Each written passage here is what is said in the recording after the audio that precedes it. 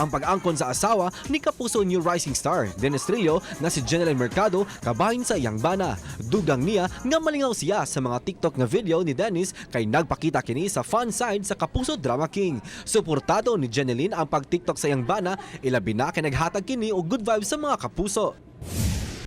Kung makalingaw nga Dennis Trillo ang atong sagad makita sa TikTok sa Love Before Sunrise pagkagabi. Human na patunga si Atom sa away tali nila Zarina og Gerson, gi-comfort ni Atom si Zarina apan wala niya damhang hatagan kini og laing pagsabot ug nakurat si Atom sa gibuhat ni Zarina.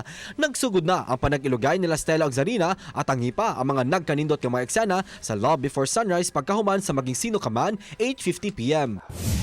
Sa Maging Sino Ka Man, from Dino to Monique real quick ang transformation.